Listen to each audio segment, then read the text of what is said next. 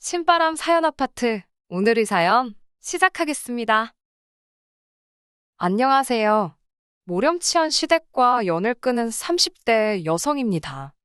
남편과 저는 직장 동료로 만났습니다. 남편은 주변의 사람이 늘 끊이지 않을 만큼 다정하고 자상한 사람이지요. 남편이나 저나 좋은 게 좋은 거라고 둥글둥글 넘어가는 성격이다 보니 큰 소동이나 다툼 없이 2년을 연애했습니다. 이후로 많은 사람들의 축복 속에서 부부의 연을 맺게 되었네요. 남편의 부모님, 그러니까 시부모님은 두 분 다 건강하십니다. 아버님께서는 중소기업을 다니시다가 은퇴하시고 지금은 아르바이트처럼 유명 식당의 주차장 관리 일을 하고 계세요. 어머님께서는 일평생 전업주부로 사셨고요. 남편의 형제 관계로는 위로 나이 많은 신우가 한 명 있어요. 겉에서 보기엔 큰 문제는 없어 보입니다. 하지만 실상을 들여다보자면 시댁 식구들과 남편 사이는 대면대면하다고 할까요? 속에 있는 이야기는 잘 안 하는 눈치고 남편 말로는 정도 없다고 하더라고요. 그래도 지금은 남편이 돈도 잘 벌고 어머니께 용돈도 드려서 그런지 시어머니가 남편을 챙기려는 흉내는 내세요. 남편도 어찌됐건 자기를 낳아주신 부모님이니 도리는 하겠다는 생각이고요. 그도 그럴 것이 남편이 말하길 어려서부터 신우만 끼고 도는 어머님 때문에 어지간히 차별당하며 자랐답니다. 어머님께선 남편보다 5살 많은 그 신우를 나중에 음대 교수로 만든답시고 원래도 그렇게 재산이 있는 집은 아니었는데 있는 재산 없는 재산 다 끌어다 과외시켜서 대학 보내고 대학원에 해외 유학까지 보내고 돈을 말 그대로 쏟아 부으셨다네요. 하지만 막상 남편이 대학 갈 나이가 되니까 어머님께선 집에 돈이 하나도 없다고 먹고 죽을래도 없다고 말 그대로 죽는 소리를 하시더랍니다.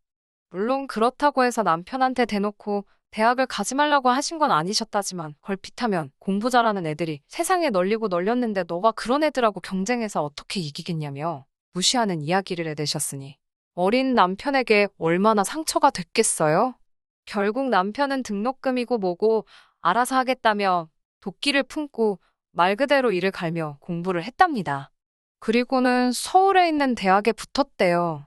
하지만 산 넘어 산이라고 등록금 내야지, 생활비 마련해야 하지, 뭐하나 쉬운 일이 없더래요.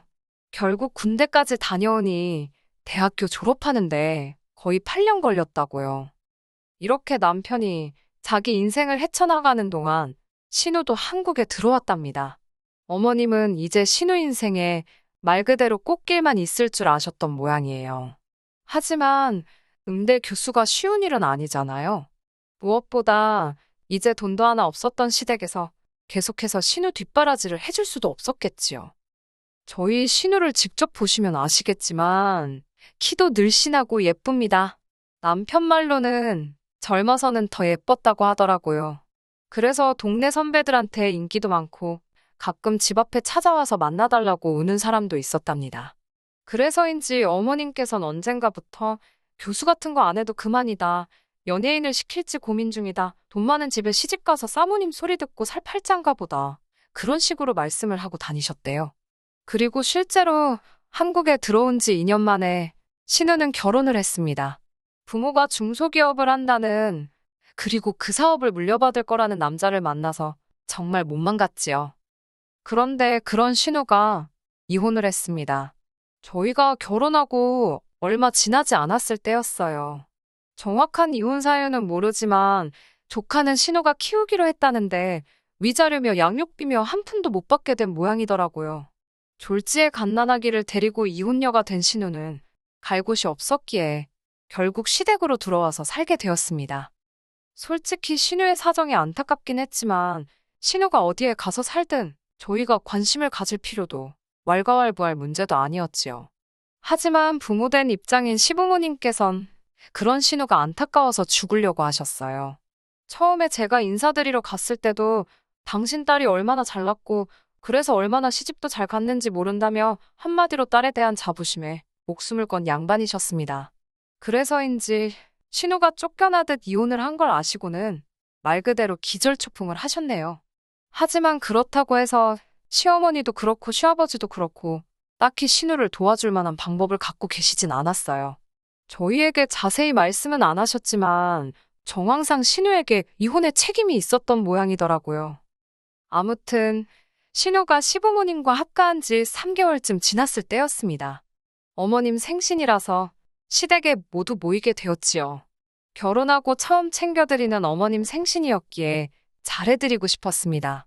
솔직히 말씀드리자면 그때만 해도 착한 며느리, 좋은 며느리로 어머님 눈에 들고 싶었거든요.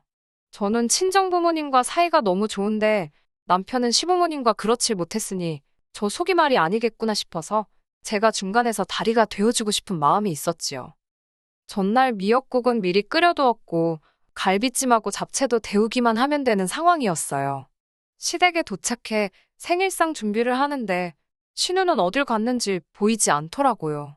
그래도 본인 어머니 생신인데 금방 나타나겠지 생각하고 크게 신경 쓰지 않았어요. 조카를 안고 계시던 어머님은 제가 하는 것들이 뭔가 못마땅하신지 계속 부엌 앞을 서성이며 혀를 차셨습니다. 구체적으로라도 뭐가 잘못되었다고 확실히 지적을 해주시면 좋은데 밑도 끝도 없이 안목이 없다, 손끝이 야무지지가 못하다 그런 식으로 이야기를 하시니 속도 상하고 그런데 남편이 다 듣고 있었던 모양이에요. 부엌으로 들어오더니 어머님께 그러실 거면 이 음식들은 저희가 가져갈 테니 외식이나 하자며 저더러 그만 차리라고 하더라고요. 그러자 어머님께서도 시애미가 그런 소리도 못하냐며 사부치곤 다시 거실로 돌아가셨습니다. 그리고는 상차림이 끝날 때까지 남편이 옆에서 저를 도와주었지요. 어느덧 상을 다 차리고 수저를 놓고 있는데 신우가 작은 방에서 나오더라고요. 부스스한 머리에 잠옷 차림. 아무리 그래도 그렇지 남동생도 오고 올케도 오는데 저럴 수가 있나 싶어서 어이가 없더라고요. 그래도 제가 뭐라고 할 군번이 못 되잖아요. 꾹 참고 앉아서 식사하시라고 그랬지요. 신우가 케이크 정도는 준비해놓지 않았을까 생각하다 혹시 몰라서 저희가 하나 사갔는데 꼬락서니를 보아하니 사가길 잘했다 싶더라고요. 그렇게 생크림 케이크도 식탁에 올렸는데 어머님께서 네 신우는 생크림을 안 먹는답니다. 아니, 어머님 생신이지 신우 생일도 아니고. 그러자 남편이 그럼 저희가 가져가겠다며 바로 다시 상자에 집어넣더라고요. 그러자 어머님께선 아무리 그래도 초는 불어야 할 거 아니냐고 네 조카가 초 부는 거 좋아한답니다. 남편은 걔가 초 불면 케이크에 침 다 튀는데 그거 더러워서 누가 먹냐고 안 된다고 하더라고요.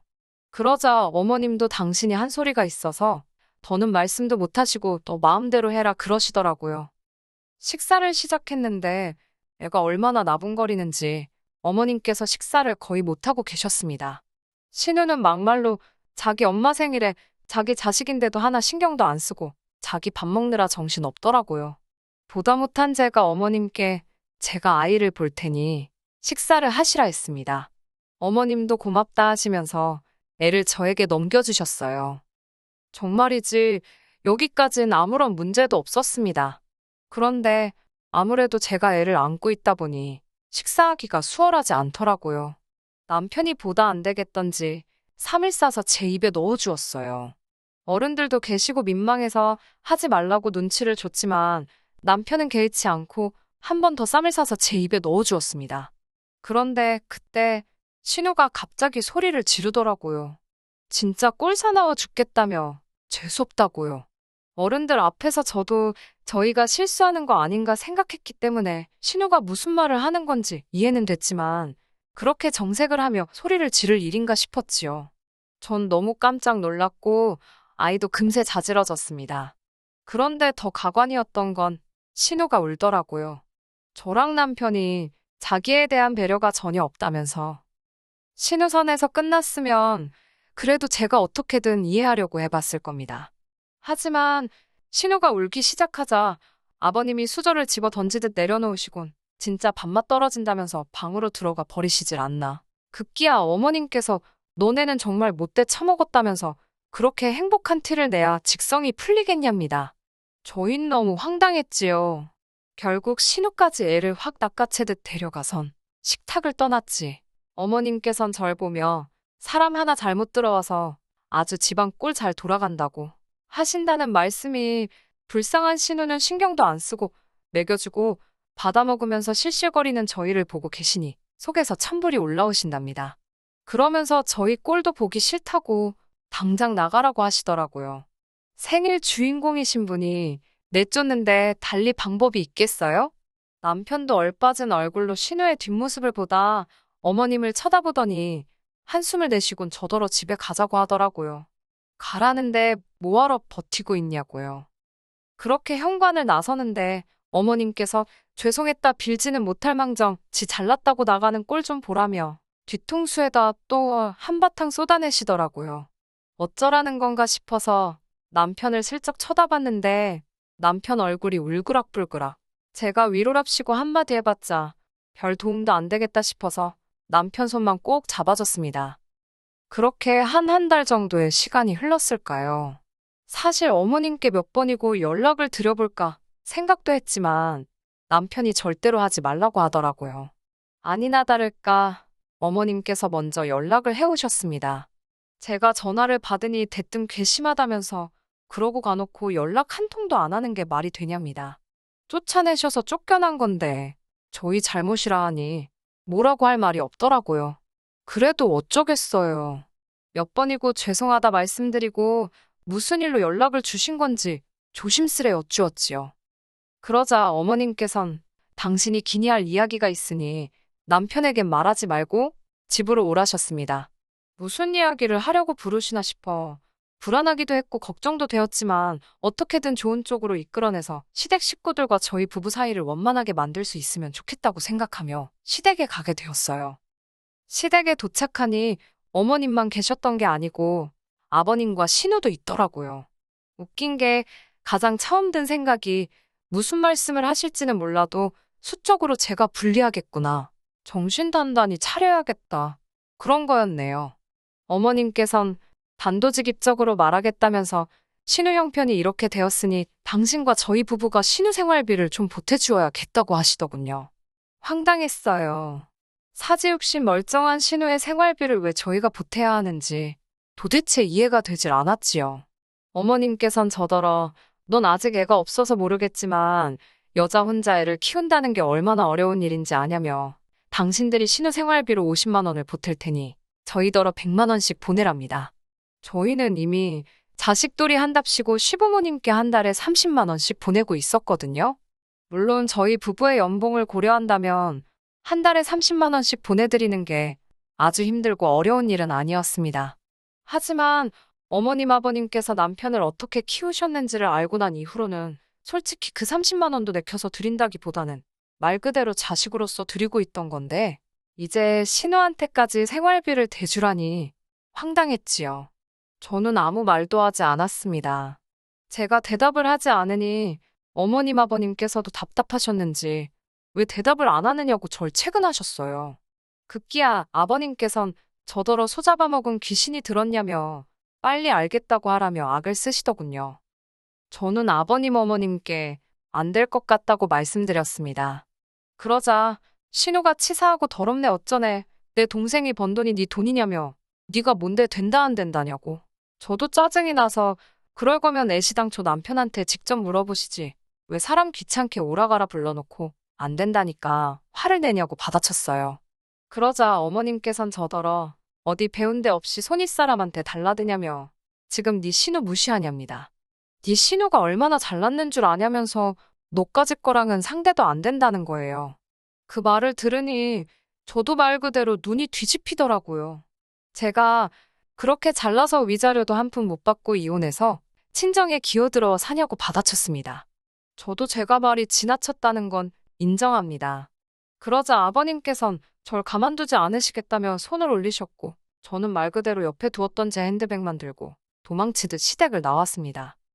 차에 올라탔는데 심장이 벌렁거리고 한편으론 억울해서 눈물이 쏟아지더라고요.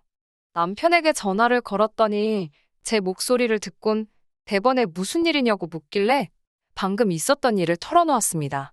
당신 누나한테 막말한 건 너무 미안한데 자꾸 나를 무시하니까 나도 모르게 그런 소리가 나갔다며 미안하다고 했어요. 그러자 남편은 잠깐 말이 없더니 그냥 차 안에 있으랍니다. 자기가 지금 온다고 1시간만 기다리라고요. 남편은 약속한 시간보다 조금 일찍 도착했어요. 저를 보더니 미안하다며 같이 시댁으로 가자고 하더라고요. 시댁에 도착해 초인종을 누르니 어머님께서 빌러 왔냐라는 말과 함께 문을 여셨어요.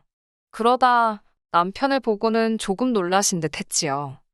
다시 온 가족이 거실에 모였습니다. 아버님께선 다짜고짜 저를 가리키며 저런 물건을 데려오다니 기가 막힌답니다. 그러자 남편이 아버님께 그런 식으로 말씀하실 거면 그냥 가겠다고 하더라고요. 어머님께서도 아버님께 가만히 좀 있어 보라며 아버님을 진정시키셨어요. 남편은 대뜸 그래서 총 해달라는 게 얼마냐고 어머님께 묻는 게 아니겠어요. 전 솔직히 좀 당황스러웠습니다. 늘 제 편인 줄만 알았던 남편도 결국엔 어쩔 수 없구나. 그런 생각도 들었고, 다 적을 순 없지만, 별의 별 생각이 머릿속을 스쳤거든요. 서운하기도 하고, 허탈하기도 하고, 저만 바보 된 것 같기도 하고, 반면에 어머님의 얼굴엔 금세 화색이 돌았습니다. 어머님께선 한 달에 이래저래 150이면 넉넉지 않겠냐며, 아까 저에게 말씀하신 금액보다 더 큰 금액을 부르시더라고요. 착한 아들이 이번에도 당신 뜻대로 해줄 거라 생각하셨던 모양이에요. 하지만 남편의 입에서 나온 대답은 뜻밖이었습니다. 그렇게 드리면 자기에겐 뭐가 돌아오냐고 묻더라고요. 시댁 식구들도 저도 놀라서 남편을 쳐다봤습니다. 남편의 장점이자 단점이 계산적이지 못하다는 점이기도 했고 그런 식으로 따지는 모습은 본 적이 없었으니까요. 당황하신 듯한 어머님과 아버님께선 가족끼리 돕는데 그런 게 어디 있냐입니다. 그러자 남편은 자기 대학 다니고 그럴 때 아무도 자기를 안 도와주지 않았냐며 그런데 자기는 왜 도와야 되는 거냐고 묻더라고요. 자식된 도리는 충분히 하고 사는 것 같은데 누나 돕는 것도 뭐 도리가 있는 거냐고요. 그러자 신우가 동생의 도리 모르냐입니다. 남편도 누나의 도리는 없냐고 받아쳤고요. 그러자 어머님께선 당신이 너무 오래 살아서 별소리를 다 듣는다며 서럽다고 그러셨어요. 뜬금없이 감정에 호소하시더라고요. 당신의 착한 아들이 여우 같은 저를 만나서 돈 몇 푼에 저렇게 연연하는 놈으로 변했다네요. 그리고 덧붙이신 말씀은 충격적이었어요. 남편더러 너도 이혼하라고. 그래서 우리 네 가족이 예전처럼 알콩달콩 살자고 하시더라고요. 신우 이혼했을 땐 개거품을 물고 쓰러지시던 양반이 아들더런 이혼하라고. 전 남편의 그런 얼굴은 처음 봤어요. 남편이 정말 무서운 얼굴을 하더니 이제 아예 자기 인생을 망칠 작정이냐며 어머님께 악을 쓰더라고요. 이혼을 할 바엔 이 가족들하고 연을 끊겠다며 자기 좀 제발 호적에서 파달라고 하더라고요.